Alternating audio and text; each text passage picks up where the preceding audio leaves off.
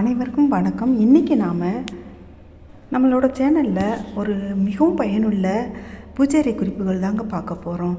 இந்த பூஜை அறை குறிப்புகள் நம்மக்கிட்ட இருக்கிற பணப்பிரச்சனைகள், மன கஷ்டங்கள் இது எல்லாமே சரி பண்ணக்கூடியது. ஒரு சில வீட்டு குறிப்புகளும் இந்த பூஜை அறை சம்மந்தமான குறிப்புகளும் பார்க்க போகிறோம். வாங்க வீடியோக்குள்ளே போகலாம். அதுக்கு முன்னாடி ஒரு சின்ன விஷயங்க, இந்த வீடியோக்கு நீங்கள் பண்ணக்கூடிய ஒவ்வொரு லைக்னா எனக்கு பண்ணக்கூடிய ஒரே ஆதரவு சப்போர்ட். ஸோ இந்த வீடியோ பிடிச்சிருந்துச்சுன்னா லைக் பண்ணி சப்ஸ்கிரைப் பண்ணிக்கோங்க.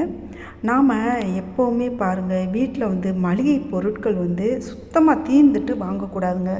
அதுலேயும் ஏலக்காய், கிராம்பு, அடுத்து பட்டை, சோம்பு இதெல்லாம் சுத்தமாக தீர்ந்த பின்னாடி நம்ம வாங்கவே கூடாது.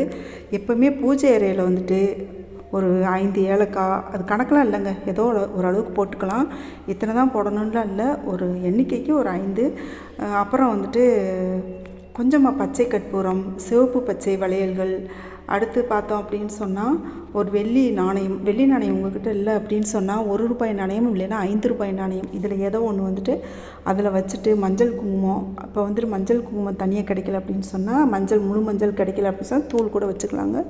வச்சு நீங்கள் எப்போவுமே இந்த பூஜை அறையில் மகாலட்சுமி ஃபோட்டோவோ சிலையோ இருந்துச்சு அப்படின்னு சொன்னால் அவங்க முன்னாடி வச்சுருக்கிறது, எப்போவுமே வச்சுருக்கிறது ரொம்ப நல்லதுங்க. அது மாதிரி எப்போவுமே காலையில் முடிஞ்ச வரைக்கும் பிரம்ம முகூர்த்தத்தில் நீங்கள் விளக்கேற்றி வச்சிங்க அப்படின்னு சொன்னால் நீங்கள் கேட்கக்கூடியதை எல்லாத்தையுமே தெய்வம் தருங்க. அது மாதிரி சந்தன குங்குமம் முடிஞ்ச வரைக்கும் உங்களால் தினமுமே முடியும் அப்படின்னு சொன்னால் தினமுமே சந்தன குங்குமம் தெய்வ படங்களுக்கும் சரி, தெய்வ சிலைகளை முடிஞ்ச வரைக்கும் தினமுமே கழுவிட்டு அதுக்கும் சந்தன குங்குமம் தொட்டு வச்சிங்க அப்படி சொன்னால் வீட்டில் எப்போவுமே ஐஸ்வர்யம் பெருகுங்க.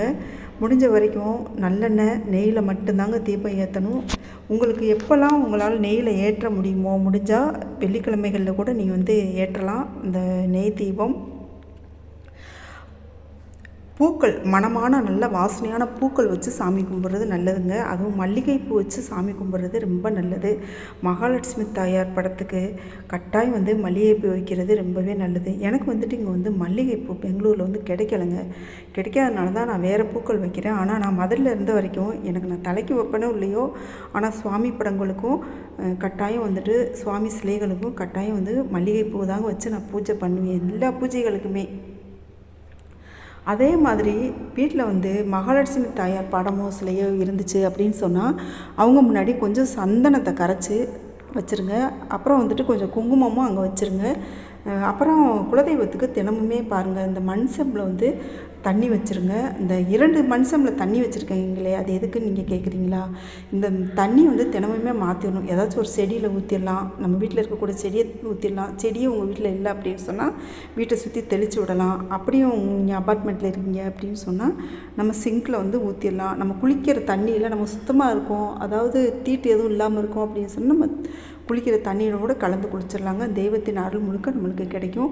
அடுத்து பார்த்தோம் அப்படின்னு சொன்னால் அந்த தண்ணீரை தினமுமே வைக்கணும், புது தண்ணி மாற்றிடணுங்க. இந்த தண்ணியில் முடிஞ்சால் ஒரு பிஞ்ச் அளவுக்கு பச்சை கற்பூரம் இந்த தண்ணியில் கலந்து வைக்கிறது ரொம்ப நல்லதுங்க. அடுத்து பார்த்தோம் அப்படின்னு சொன்னால் குலதெய்வத்துக்கு வைக்கக்கூடிய தண்ணீரில் கட்டாயம் பூக்கள் போடணுங்க. எனக்கு மல்லிகைப்பூ கிடச்சிச்சு அப்படின்னு சொன்னால் நான் மல்லிகைப்பூ தான் போடுவேன். ஆனால் மல்லிகைப்பூ இல்லை, அதனால் இந்த பூக்களை போட்டிருக்கேங்க, செவ்வந்தி பூவை. அந்த தண்ணீர் இருக்குது இல்லையா, அந்த தண்ணீர் எதுக்காக 2 செம்பில் வச்சுருக்கோம் அப்படின்னு சொன்னால், ஒன்று பெண்களாகிய நம்மளுக்கு பிறந்த வீட்டு குலதெய்வம்னு ஒன்று இருக்கும், புகுந்த வீட்டு குலதெய்வம்னு ஒன்று இருக்கும்.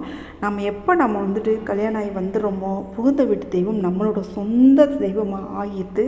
அதனால் பாருங்கள், நம்ம பிறந்த வீட்டு தெய்வம் தான் நம்மளுக்கு உசத்தி, நம்மளுக்கு புகுந்த வீட்டு தெய்வம் நம்ம வீட்டுக்காரோட தெய்வம் தானே அப்படின்னு நம்ம மனசில் நினைக்கக்கூடாங்க. அது நம்ம என்றைக்கு நம்ம அந்த வீட்டுக்குள்ளே நுழைஞ்சிட்டோமோ, நம்ம கல்யாணம் ஆயிடுச்சோ அன்றைக்கே புகுந்த வீட்டு தெய்வம் நம்மளோட சொந்த தெய்வமாக மாறிடுதுங்க.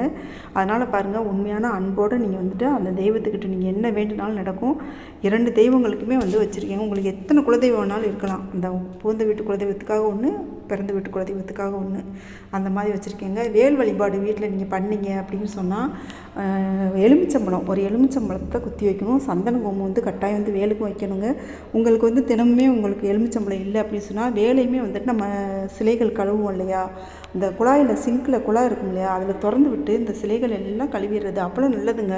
இந்த அபிஷேகத்திலே ரொம்ப உயர்ந்த அபிஷேகம் வந்துட்டு தண்ணீர் அபிஷேகங்க. அதனால் பாருங்கள், நீங்கள் மற்ற அபிஷேகம் பண்ணலைன்னா கூட பரவாயில்ல, தினமுமே சிலைகளுக்கு வந்து நீங்கள் தண்ணீர் அபிஷேகம் பண்ணுறது ரொம்ப நல்லது. அதுலேயும் சந்தன குங்குமம் தொட்டு வைக்கிறது ரொம்ப நல்லது. அதுவும் இந்த வேல் இருக்குது இல்லையா, அந்த வேலுக்கு வந்துட்டு உங்களுக்கு தினம் வந்து எலுமிச்சம்பழம் வைக்க முடியல அப்படின்னு சொன்னால் கொஞ்சம் சந்தனத்தை உருட்டி அந்த வேல் நுனிப்பகுதியில் வச்சுருங்க. முனைப்பகுதி இருக்கும் இல்லையா, அதில் வந்து வச்சுருங்க.